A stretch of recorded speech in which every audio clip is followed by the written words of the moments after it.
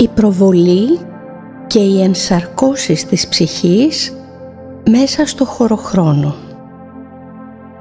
Όπως έχουν καταλήξει οι φυσικοί, ολόκληρο το σύμπαν, αλλά και το ίδιο το ανθρώπινο σώμα, είναι ένα ολόγραμμα. Είναι δηλαδή μία προβολή. Αυτό μπορεί να δυσκολεύει πολλούς να το αντιληφθούν, όμως τα διαρκώς νέα επιστημονικά στοιχεία το επιβεβαιώνουν. Κάποιοι μπορεί να αναρωτηθούν πώς μπορούμε να αγγίξουμε ένα σώμα αν αυτό το σώμα είναι ένα ολόγραμμα. Όμως ας λάβουμε υπόψη μας πως σήμερα οι επιστήμονες κατασκεύασαν ολόγραμμα το οποίο μπορούμε όχι μόνο να το δούμε, αλλά και να το αγγίξουμε. Και αν η ανθρώπινη τεχνολογία κατάφερε να δημιουργήσει ένα ολόγραμμα που μπορούμε να το αγγίξουμε, δεν θα μπορούσε η υπερτεχνολογία με την οποία είναι κατασκευασμένο όλο το σύμπαν να δημιουργήσει ολογράμματα που να μπορούμε να αγγίξουμε, να μυρίσουμε, να γευθούμε και να ακούσουμε? Ορμόμενοι από αυτό το στοιχείο του ολογραφικού σύμπαντος, αφού η εικόνα του κόσμου που βλέπουμε, ακόμη και του ίδιου μας του σώματος, είναι μία προβολή, συμπεραίνουμε ότι κάπου αλλού θα υπάρχει το πρωτότυπο αντικείμενο, το οποίο και προβάλλεται σαν ολόγραμμα. Αναφορικά με τον άνθρωπο, αυτό το πρότυπο είναι η ψυχή του. Η κάθε ψυχή δηλαδή προβάλλεται σε όλη την έκταση του χωροχρόνου και έτσι προκύπτουν οι ενσαρκώσεις του ανθρώπου. Τι είναι ολόγραμμα?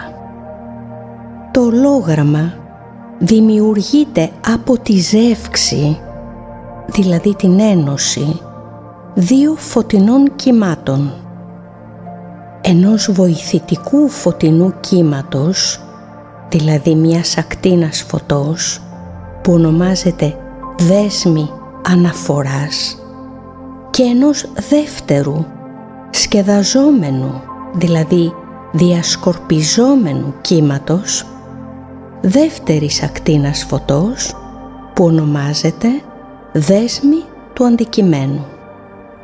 Η ζεύξη των δύο αυτών φωτεινών κυμάτων περιέχει όλη την πληροφορία του αντικειμένου. Για να το πούμε λίγο πιο απλά, για να δημιουργηθεί ένα ολόγραμμα χρειαζόμαστε το πρότυπο αντικείμενο, μία φωτεινή πηγή και μία επίπεδη φωτοευπαθή επιφάνεια. Όταν ένα πρότυπο αντικείμενο φωτίζεται από μία φωτεινή πηγή, για παράδειγμα λέιζερ, τότε από την ίδια αυτή πηγή λέιζερ δύο δέσμες φωτός προσπίπτουν πάνω σε μία φωτοευαίσθητη επίπεδη πλάκα. Οι δύο αυτές φωτεινές ακτίνες του αντικειμένου και της δέσμης αναφοράς αλληλεπιδρούν στην επίπεδη επιφάνεια και δημιουργούν ένα σύνολο φωτεινών και σκοτεινών γραμμών, το οποίο καταγράφεται στην φωτοευπαθή πλάκα που εμφανίζει το ολόγραμμα. Αφού λάβουμε υπόψη μας τις θέσεις της αστροφυσικής που χαρακτηρίζουν το ορατό σύμπαν σαν μία δυσδιάστατη επίπεδη βράνη ή μεμβράνη, την οποία μόνο οι αισθήσεις μας αντιλαμβάνονται τετραδιάστατη, μπορούμε να αντιστοιχίσουμε τη δημιουργία του κοινού ολογράμματος με την ολογραφική προβολή του ανθρώπου πάνω στο χωροχρονικό φιλμ. Η ψυχή είναι το πρότυπο. Η φωτεινή πηγή είναι το φως του δημιουργού αυτής της δημιουργίας και η επίπεδη φωτοευπαθής επιφάνεια είναι η επίπεδη βράνη του χωροχρόνου. Αυτό μας φέρνει στο μυαλό την εικόνα του σπηλαίου του Πλάτωνα, όπου η φωτιά που καίει μέσα στο σπήλαιο παρομοιάζεται και με την φωτεινή πηγή στην περίπτωση ενός κοινού ολογράμματος, αλλά και με το φως του δημιουργού αυτού του κόσμου στην περίπτωση του ολογραφικού σύμπαντος.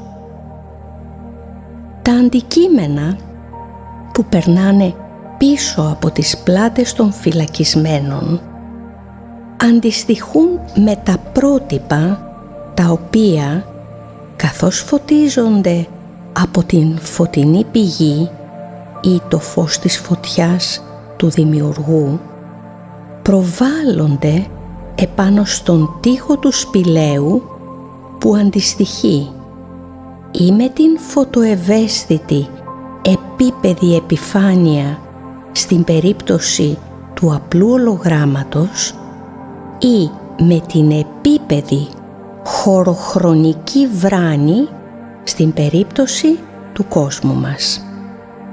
Επειδή η διαδικασία της προβολής ενός ολογράμματος είναι ίδια με την προβολή όλης της υλικής φύσης. Όπως γνωρίζουμε, το σύμπαν μας βασίζεται στη διαδικότητα. Όπως και στη διαδικότητα βασίζεται και η δημιουργία του ολογράμματος. Επίσης, το σύνολο των φωτεινών και σκοτεινών γραμμών που καταγράφονται πάνω στην φωτοευπαθή πλάκα του ολογράμματος που εμφανίζουν το ολόγραμμα είναι αντίστοιχο με την κατάσταση ναι φως, όχι φως που στηρίζεται όλη η ορατή δημιουργία της ύλης. Αυτό οφείλεται κυρίως στον τρόπο που λειτουργεί ο ανθρώπινος εγκέφαλος και όχι τόσο στην ουσιαστική πραγματικότητα που μας περιβάλλει.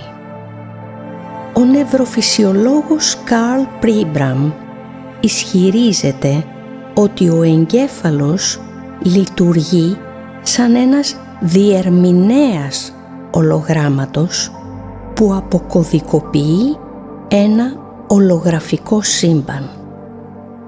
Για να λειτουργήσουν οι νευρώνες του εγκεφάλου σαν ηλεκτρικά στοιχεία, διατηρούν μία διαφορά ηλεκτρικού φορτίου κατά μήκος της κυταρικής μεμβράνης. Αυτό το μεταδιδόμενο σήμα που λαμβάνεται από τα εξωτερικά ερεθίσματα προς τον εγκέφαλο είναι του τύπου όλο ή τίποτα, δηλαδή φως, όχι φως, ακριβώς αντίστοιχο με το ρεύμα, όχι ρεύμα της πρωταρχικής λειτουργίας των ηλεκτρονικών υπολογιστών. Τι είναι ο χωροχρόνος, η χωροχρονική βράνη?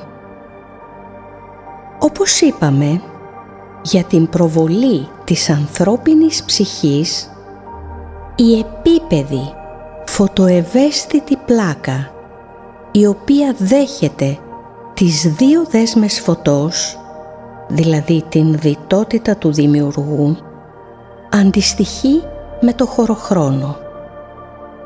Εδώ πρέπει να σημειώσουμε ότι η έννοια του χωροχρόνου δεν μπορεί να οπτικοποιηθεί, αλλά να περιγραφεί μόνο μέσω μαθηματικών εξισώσεων.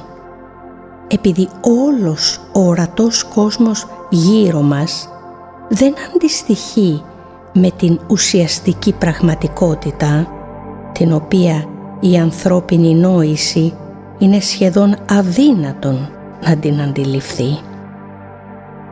Εμείς αντιλαμβανόμαστε κάτι τελείως διαφορετικό από την ουσιαστική πραγματικότητα.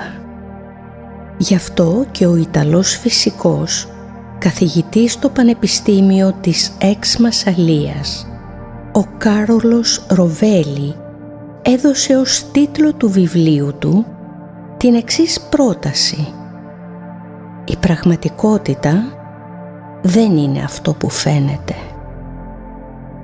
Η εικονοποίηση λοιπόν που θα παρουσιάσουμε είναι μόνο κατά προσέγγιση. Ο χωροχρόνος περιγράφεται σαν μία δυσδιάστατη επιφάνεια. Στην πραγματικότητα, αυτήν την δυσδιάστατη επιφάνεια, οι αισθήσεις μας την αντιλαμβάνονται τετραδιάστατη, επειδή αντιλαμβανόμαστε τις τρεις διαστάσεις του χώρου, μήκος, πλάτος, ύψος, και την τέταρτη διάσταση του χρόνου. Στην πραγματικότητα όμως, αυτό όλο είναι μία επίπεδη δυσδιάστατη επιφάνεια σαν ένα φύλλο χαρτιού. Γι' αυτό και ο αστροφυσικός Edwin Abbott στο βιβλίο του «Επίπεδος κόσμος» αναρωτιέται πώς εμείς, οι πλακέ άνθρωποι της επίπεδοχώρας, θα μπορούσαμε να ορίσουμε με σαφήνεια καταστάσεις που ανήκουν σε πολυδιαστασιακές σφαίρες. Και ο Κάρλο Ροβέλι λέει: αυτή η διάκριση, την οποία εμείς αντιλαμβανόμαστε μεταξύ παρελθόντος και μέλλοντος, στην πραγματικότητα δεν υπάρχει. Προκύπτει μόνο επειδή εμείς έχουμε ένα θολό όραμα της πραγματικότητας. Ας εξετάσουμε όμως λίγο το σύνθετο θέμα χρόνος. Στη θεωρητική φυσική δεν έχουμε μία, έχουμε δύο θεωρίες για το χρόνο. Πρώτον, τη θεωρία της σχετικότητας και δεύτερον, την κβαντομηχανική. Και οι δύο αυτές θεωρίες βασίζονται σε δύο διαφορετικές αντιλήψεις για το χρόνο. Θεωρία της σχετικότητας. Στη θεωρία της γενικής σχετικότητας έχουμε αρχή και τέλος του χρόνου. Κάτι τέτοιο όμως συμβαίνει μόνο στο εσωτερικό μιας μαύρης τρύπας, όπου το τέλος του χρόνου έρχεται όταν εξαντληθούν όλα τα πυρηνικά καύσιμα της μαύρης τρύπας. Εδώ πρέπει να πούμε πως πληθαίνουν όλο και περισσότερο οι φωνές των επιστημόνων που δηλώνουν πως το σύμπαν μας βρίσκεται στο εσωτερικό σημείο μιας τεραστίων διαστάσεων μαύρης τρύπας, η οποία ανήκει σε κάποια άλλη ανώτερη διάσταση. Στο βιβλίο μου περιγράφω πως αυτό το υπερσύμπαν, δηλαδή εκείνη η ανώτερη διάσταση, είναι η πραγματική πατρίδα του πνευματικού ανθρώπου.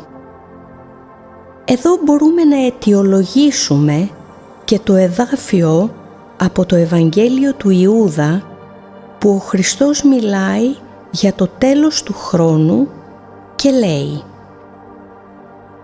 Αληθινά σας λέγω, για όλους αυτούς τους άρχοντες του κόσμου τούτου, οι αστέρες φέρνουν τα πράγματα στη συντέλεια.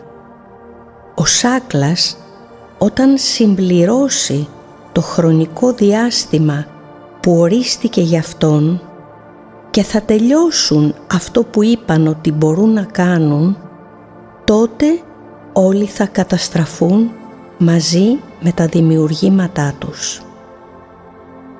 Θα είναι δηλαδή η περίοδος του τέλους του χρόνου.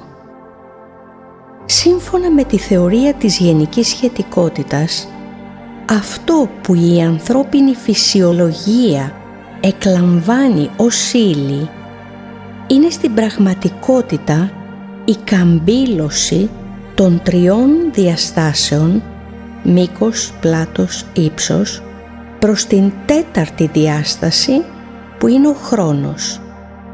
Δηλαδή, οι τρεις διαστάσεις καμπυλώνουν και δημιουργούν ένα πηγάδι με βάθος την διάσταση του χρόνου. Στην πραγματικότητα, σε αυτήν ακριβώς την καμπύλωση του χώρου ως προς το χρόνο βρίσκεται και η ρίζα της βαρύτητας. Αυτή λοιπόν την άποψη αποδέχονται οι οπαδοί της θεωρίας της σχετικότητας. Κβαντική θεωρία.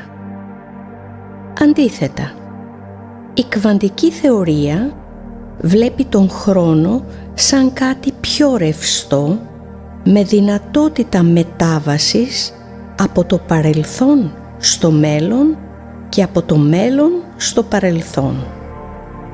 Ο χρόνος σε κβαντικό επίπεδο μπορεί να κινηθεί και προς τις δύο κατευθύνσεις, και από το παρελθόν στο μέλλον και από το μέλλον στο παρελθόν.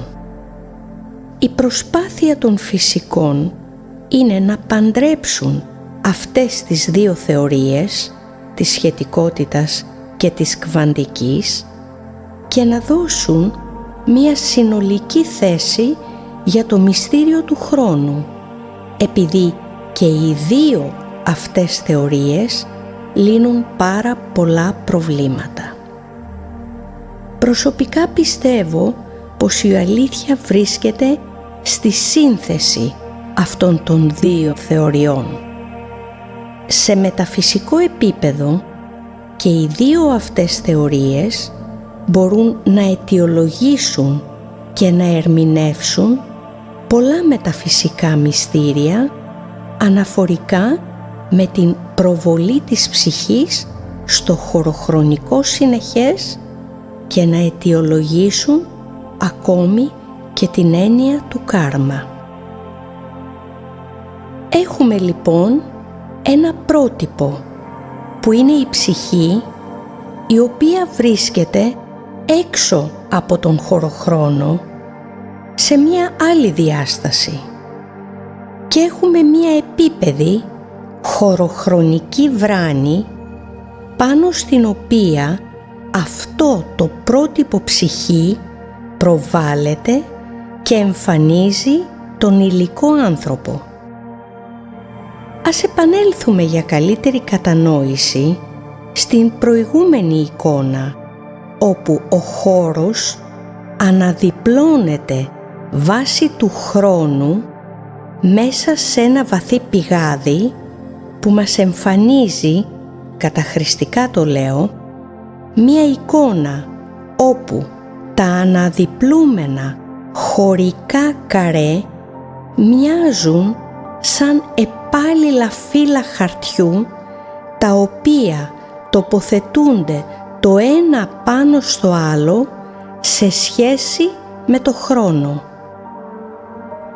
Ο Άγιος Αυγουστίνος, ένας μεγάλος χριστιανός στοχαστής, καθόρισε ότι ο χρόνος είναι το σύνολο όλων των μορφών που λαμβάνει κάθε έμβιο και άβιο δημιούργημα. Ακριβώς αυτό είναι. και φυσικά για τον άνθρωπο τουλάχιστον, δεν το περιορίζουμε μόνο στο χωροχρονικό τμήμα που αντιλαμβάνεται ο νους μας και το οποίο βιώνουμε σε αυτή την ενσάρκωση, αλλά σε όλο το εύρος του χωροχρόνου και όλων των ενσαρκώσεων του ανθρώπου. Οι επιστήμονες δίνουν την εικόνα του χρόνου παρουσιάζοντας τα δευτερόλεπτα ως λεπτές φέτες όπου η μία βρίσκεται δίπλα στην άλλη. Για να το δώσουμε πιο παραστατικά, είναι σαν τα καρέ του φιλμ μιας ταινίας. Τα ανθρώπινα όντα με τα αισθητήρια όργανά τους αντιλαμβάνονται μόνο το 1/24 του δευτερολέπτου. Αντιλαμβανόμαστε δηλαδή μία μόνο φέτα από τις 24 ενός δευτερολέπτου, το οποίο ορίζουμε ως παρόν, ως τώρα. Είναι όπως γράφω στο βιβλίο μου, ότι στην ουσία ακροβατούμε πάνω στη στιγμή, αφού το παρελθόν χάθηκε και το μέλλον δεν υπάρχει ακόμα. Αυτό όμως στην ουσιαστική πραγματικότητα δεν ισχύει. Αυτόν τον περιορισμό μας τον βάζει μόνο η αντίληψή μας. Αν λοιπόν είναι δύσκολο η ανθρώπινη αντίληψη να συμπεριλάβει και να βιώσει ταυτόχρονα όλα τα καρέ της μίας ενσάρκωσης, φανταστείτε πόσο ακατόρθωτο είναι να συμπεριλάβει και να βιώσει ταυτόχρονα όλα τα καρέ που αφορούν όλες τις ενσαρκώσεις της ψυχής. Όμως εδώ έρχεται η κβαντική αντίληψη του χρόνου για να μας δηλώσει ότι τα πάντα βρίσκονται εδώ και τώρα. Άρα, εδώ και τώρα βιώνουμε ταυτόχρονα όλες τις ενσαρκώσεις μας. Ο Φρεντ Χόιλ λέει πως ό,τι υπήρξε στο παρελθόν και ό,τι θα υπάρξει στο μέλλον ενυπάρχει ήδη στο παρόν. Θα αναρωτηθεί λοιπόν κάποιος πώς προκύπτουν οι επάλληλες ολογραφικές προβολές του ενός προτύπου της ψυχής, των διαδοχικών ενσαρκώσεων πάνω στο χωροχρονικό φιλμ. Αν την εικόνα του ενός καρέ του δευτερολέπτου την μεταφέρουμε για να ορίσουμε πως κάθε φέτα ή χρονικό καρέ δεν αντιστοιχεί στο 1/24 του δευτερολέπτου, αλλά σε μία ολόκληρη ενσάρκωση, τότε θα μπορούσαμε να δημιουργήσουμε μία εικόνα από επάλληλες επίπεδες πλατφόρμες που κάθε μία αντιστοιχεί στον ορισμένο χρόνο της κάθε μιας ενσάρκωσης. Χρησιμοποιώντας μάλιστα την εικόνα του πηγαδιού που περιγράψαμε προηγουμένως, όπου οι τρεις χωρικές διαστάσεις καμπυλώνουν και δημιουργούν ένα πηγάδι με βάθος τη διάσταση του χρόνου, τότε η εικόνα που θα πάρουμε θα είναι επάλληλα φύλλα χώρου που βυθίζονται σε ένα πηγάδι σε σχέση με το χρόνο. Οι επιστήμονες χαρακτηρίζουν το ορατό σύμπαν σαν μία βράνη που ενσωματώνεται μέσα σε ένα μεγαλύτερο ενεργειακό σύμπαν όπως ένα κομμάτι φυκιού που επιπλέει πάνω στον ωκεανό. Αυτό το φύλλο βράνης, που χαρακτηρίζεται ως το ορατό σύμπαν, δημιουργεί σε σχέση με το χρόνο επάλληλα τέτοια φύλλα, παράλληλα το ένα ως προς το άλλο, όπως τα φύλλα ενός βιβλίου. Πώς προβάλλεται η ψυχή πάνω στο χωροχρόνο? Ας περάσουμε όμως τώρα για να δούμε τι συμβαίνει έξω από την χωροχρονική μας βράνη, αυτό το φύλλο φυκιού, στον ευρύτερο ωκεανό ενέργειας που μας περιβάλλει. Όπως έχω περιγράψει και στο βιβλίο μου, αλλά και σε διάφορες εκπομπές και άρθρα, ο άνθρωπος απαρτίζεται από 7 σώματα. Δεν έχουν βέβαια όλοι οι άνθρωποι ενεργοποιήσει και τα 7 σώματα, όμως ένας μεγάλος αριθμός ανθρώπων έχει τουλάχιστον τα 5. Το φυσικό, το αιθερικό, το αστρικό, κατώτερο νοητικό, ψυχή, ανώτερο νοητικό και 7ο το καθαρό πνεύμα. Κάθε ένα από αυτά τα σώματα βρίσκεται και στο αντίστοιχο ενεργειακό πεδίο, στον ωκεανό της ενέργειας, εκτός από τα 2 ανώτερα σώματα, το ανώτερο νοητικό και το καθαρό πνεύμα, που δεν βρίσκονται στους ενεργειακούς χώρους, αλλά σε πνευματικά πεδία πέραν της ενέργειας. Εδώ θα πρέπει να διευκρινίσουμε ότι ενέργεια και πνεύμα είναι 2 τελείως διαφορετικές καταστάσεις. Αυτός ο ενεργειακός ωκεανός χωρίζεται σε επίπεδα ή διαστάσεις, ανάλογα την πυκνότητα της ενέργειας, όπου βρίσκονται διανεμημένα τα ενεργειακά σώματα του ανθρώπου. Κάθε σώμα δηλαδή βρίσκεται και στο αντίστοιχο πεδίο του. Στο ανώτερο και λεπτοφιέστερο ενεργειακό πεδίο βρίσκεται η ψυχή και από εκεί προβάλλεται πάνω στην επίπεδη βράνη ή μεμβράνη του ορατού κόσμου μας ως ο ολογραφικός υλικός άνθρωπος. Καθώς μάλιστα αυτή η βράνη καμπυλώνεται σε σχέση με το χρόνο, η προβολή αυτή αποτυπώνεται ή καθρεφτίζεται σε όλα τα χωροχρονικά καρέ και εμφανίζει έτσι όλες τις ενσαρκώσεις της ψυχής.